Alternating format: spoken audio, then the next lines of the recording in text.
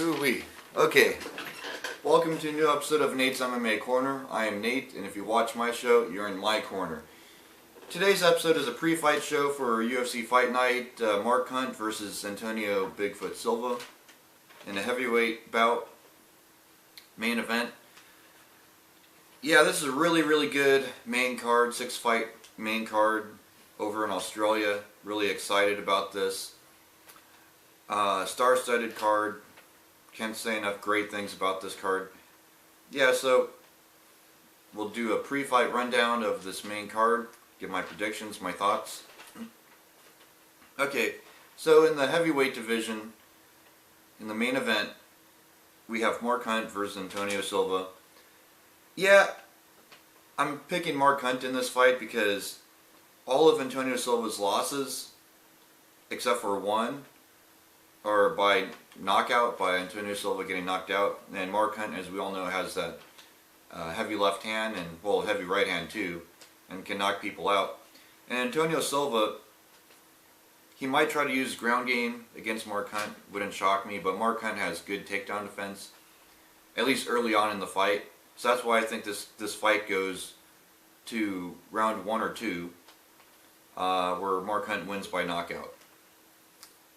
If it goes to a decision, Silva, but I highly doubt it'll go to a decision. And I think Mark Hunt has this fight in the bag pretty easily. First round knockout, if not second. And yeah, I'm a Mark Hunt fan. I don't mind Antonio Silva. I know they're training partners, they're friends.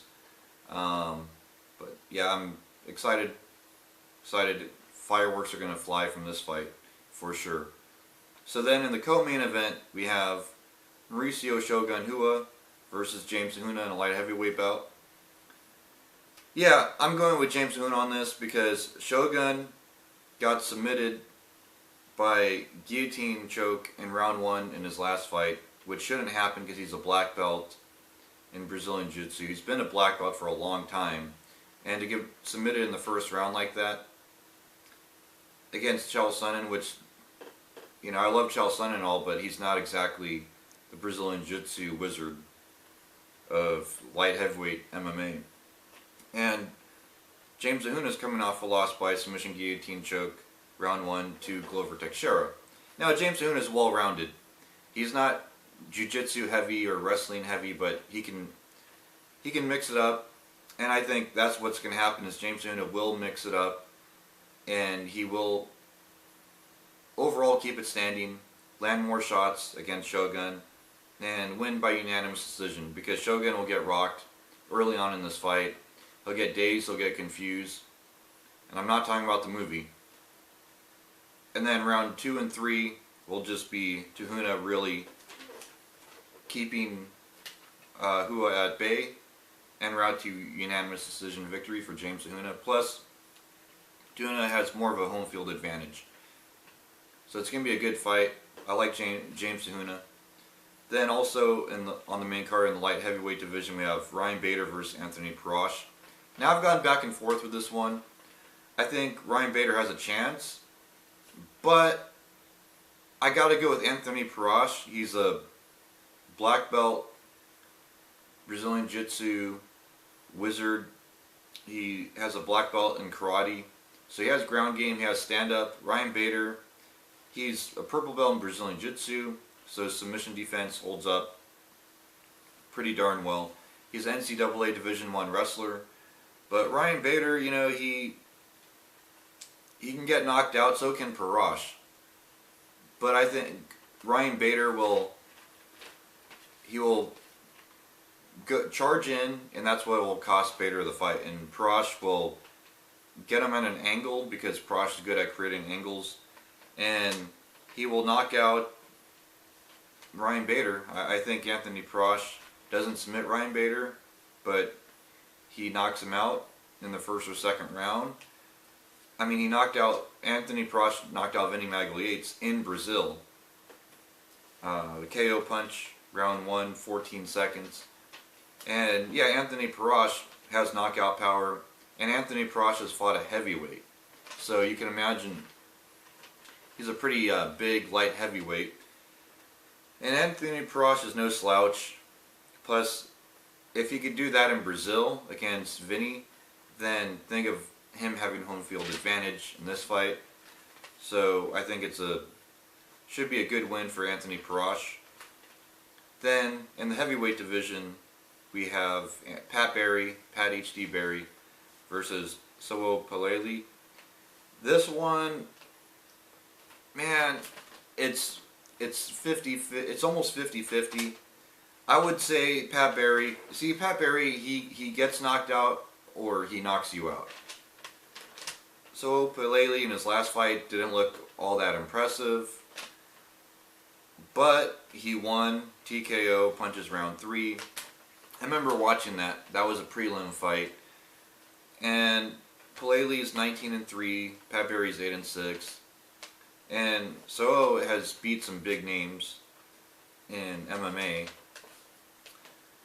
But Pat Barry has fought bigger names, and I think Pat Barry wins this by probably knockout in the first or second round, because he has heavy hands, and I think he's hungry and motivated, and hopefully he's found his groove by now. But this one's tough to predict, because it could go either way, but I'll say 51% chance Pat Barry wins this. But don't be shocked if Pat Barry gets knocked out, but I'll just go with Pat Barry on this one.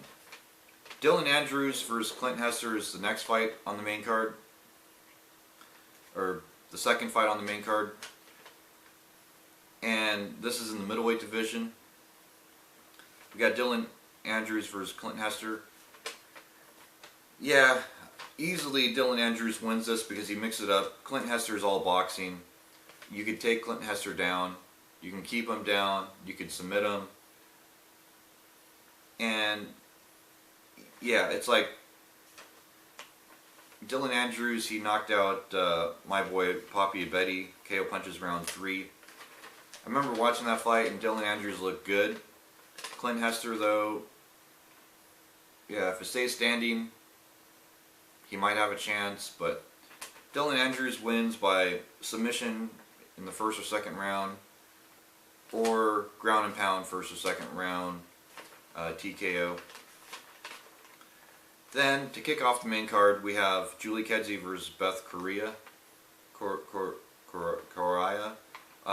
This one, I'm just going to go with Julie Kedzie because she has more experience, and she's a third-degree black belt in Taekwondo. She has to stand up, and I think Julie Kedzie's submission defense is getting better and better over time. And Beth is not a finisher.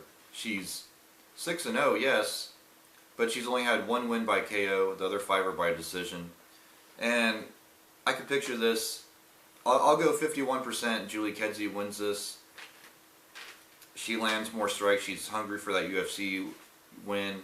She almost had it in her last fight against Germaine. But I think Julie Kedzie, she's not going to crack under the pressure. She's going to go for the victory. And I think, if anything, Julie Kedzie could win by unanimous decision or knockout. Probably not submission, but I'll go with knockout in the first or second round, or unanimous decision, or just split decision even, because I think this could be a close fight. Yeah, Beth Correia though, her only shot at winning really is submission. I think submission, but it's going to be a close one, and yeah, but yeah, Julie Kedzie's submission defense has just gotten better over the years. And she's had a lot more fights. So that wraps up the pre-fight show for Hunt vs. Bigfoot. And stay tuned for my post-fight show in the next umpteen days for this star-studded main card. Yeah, it's going to be exciting, and we'll see how my picks hold up. Until then, see ya.